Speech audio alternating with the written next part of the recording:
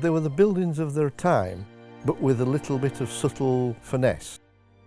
They provide the city with a lot of prestige. York was built around confectionery, certainly in the 20th century. Yes, those buildings could tell a few stories.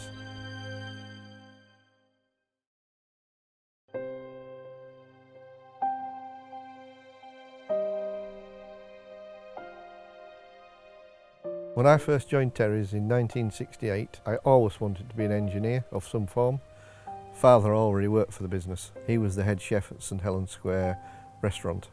He said to the chief engineer, "My lad's looking for a job in engineering," and chief engineer said, "Tell him to come and see me." In those days, the companies always liked to keep it in the family. Not just Terry's, Rowntree's, the railways, the glassworks, the British Sugar Factory. They were all very much family-orientated workforces. Terry's were respected as a well-known, established company that looked after their workforce. We had our own doctors, nurses on site. They also started up with company pension schemes, welfare after you'd retired. They helped you in every way possible. I mean, even socially, any sport you could think of, we had a club for it. People were keen to be a part of something. A lot of people met their wives and girlfriends and husbands and within the working community. Working in the offices like we did, we had male girls used to come round every day. When Sheila joined, I don't know, something must have just clicked chemistry-wise. The chief engineer at the time, who was a Scotsman, had noticed that I'd maybe taken a bit of a shine to this young lady and was maybe spending a bit too much time in the office rather than out working on the drawing board. And he called me in one day, quite seriously, and said, "I've noticed you've taken a wee bit of a shine to this secretary of mine that's standing in for Jenny." He says, "If you intend to stay with the company and in my department, you can either have the sack or you marry her." And I said, "Oh, right." "Oh," he says, "and by the way, Margaret and I want an invitation to the wedding. Get it sorted." And from that, I took advice from my senior officer. 12 months later, we got married.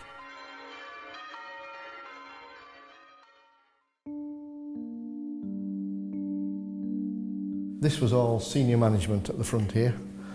And when I started here in the 1960s, if I needed to come here, I was only allowed through those doors if I'd been invited to come. The rest of the time, you had to use the rear entrance. There aren't many places that would have such an ornate decoration inside the central office block.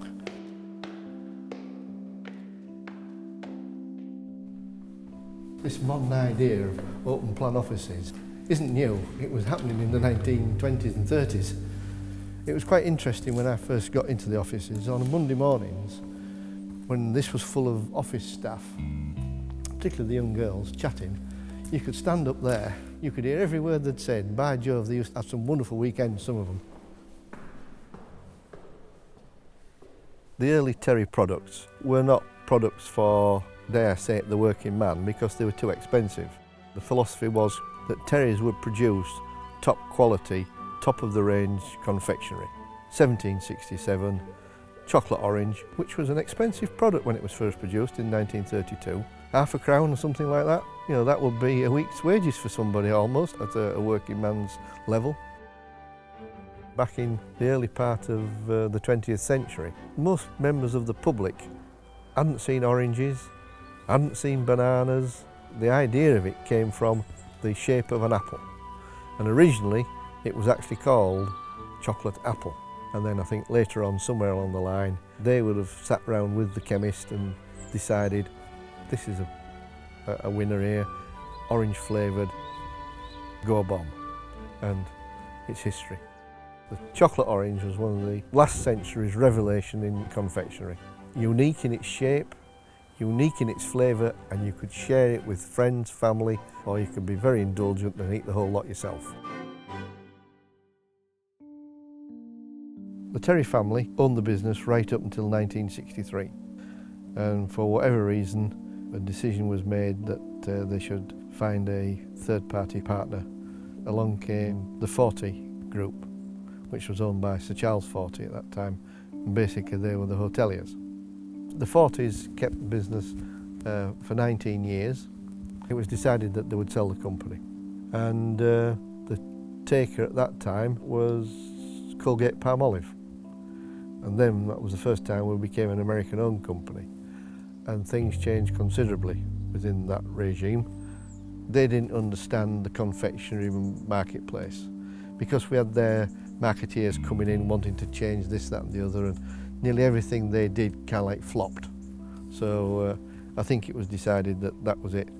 And at that time, when they decided to sell, was the time that Peter Terry and the rest of the Terry board got together and they were looking to buy the business back as a management buyout. But unfortunately, United Biscuits were also in the marketplace for buying something up at the time, and I think they had a little bit bigger purse. They'd bought Terry's to add to their portfolio. They bought a company in France called Chocomets, bought a company in the Netherlands called Vacada, they bought the place in Italy which was Aura. I think they bit off more than they could chew, and standing in the wings were Kraft Foods. And they came along and said, right, we'll have a slice of that. The way they wanted to go forward was volume over a small portfolio of product. They were going to conquer the world with chocolate oranges.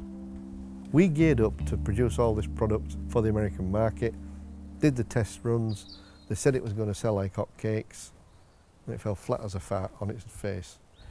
And I think by that time, the Americans had decided that production costs were too great in the UK, and so they must have made a commercial decision that they would transfer certainly the production of chocolate oranges to Poland. The assortments we still had left, which was all gold, went to Sweden, and the factory actually closed in November 2005. And it was a sad time. After 237 years as a Terry name in York, it was in Europe.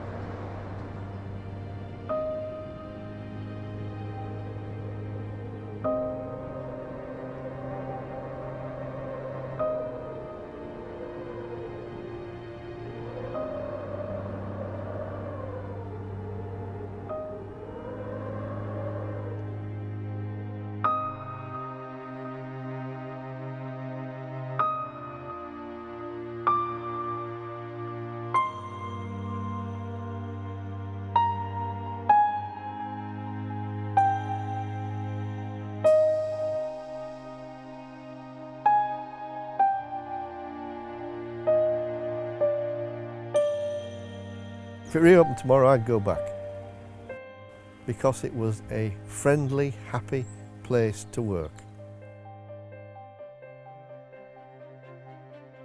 The ideal result for me was to make chocolate on that site from start to finish, from the bean to the finished product. Not necessarily on the scale that Terry's made it, but it is perfectly possible. The technology is there, and as long as the fight is there and the financial backing is there, I can see it happening. A phoenix could rise from the ashes just yet, and let's hope it does.